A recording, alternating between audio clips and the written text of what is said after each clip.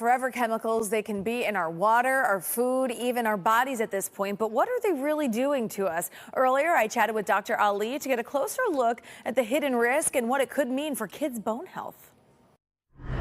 Well, Dr. Ali, happy to have you here. Talking forever chemicals, first, let's just start by defining them. What exactly are these? So these are PFAS, or what we call polyfluoroalkyls. These are chemicals that are man-made. We call them forever chemicals because they don't break down. They stay in the environment forever because they're not natural. They're man-made chemicals. It's kind of scary when you put it that way. Yeah, it does. Because you say some of them can be found in our bodies. We ingest some of these things, right? So, you know, we, in the 70s and 60s, plastics, all these things were made with these chemicals. Nonstick pans are Non-stick pans, right? Teflon especially, Wow. Teflon Yeah. really.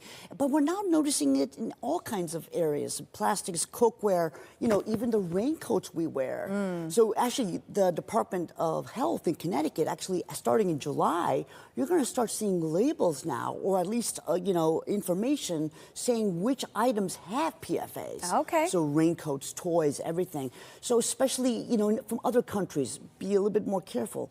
Now, everybody asks me, how can we avoid them? We can't totally avoid Right, it's these impossible. chemicals. Impossible. There are some elements in our even municipal water.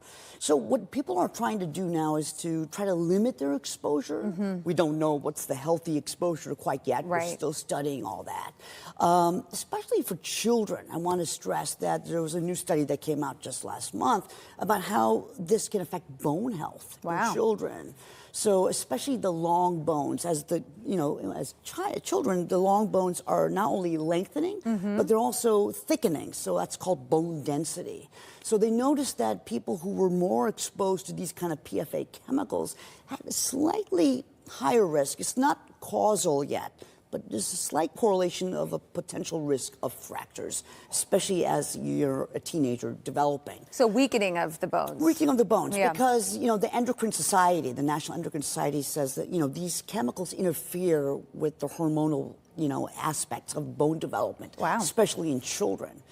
So the best way to, you know, don't reheat your food in, you know, the containers that come from. I think we've all been guilty of that. I know, Unfortunately, I have too. So just transfer them to a ceramic bowl instead. Try not to use, you know, the Teflon. A lot of the new cookware is, you know, ceramic based. It's much better. And a lot of people ask me, well, how about the water? I don't want to depend on spring water. So a lot of people they're putting a reverse osmosis filter just in their kitchen sink, where they have a little tap for the drinking water. Those are great. And that actually removes most of these PFAS. Yeah, some personal steps I've taken recently. I've got rid of all of my nonstick pans, stainless steel only. I've switched my water bottles to glass and all of my Tupperware to glass. Good point. Yeah. And now as the Environmental Protection Agency, you know, examines this now, and, you know, the health secretary is also a big proponent of reducing these kind of chemicals, we're going to see more manufacturers use less of these in toys and in Tupperware and things like that. Yeah, and it's one of those things we just try the best we can, right? Make these simple swaps and obviously keep learning as more information comes out, which is why we thank you for coming on and telling us a bit more. In July, we're going to start to see those labels. Absolutely. That is fantastic. All right, Dr. Ali, thanks so much for stopping by, for all the great information. We'll have all these details for you over on WTNH.com.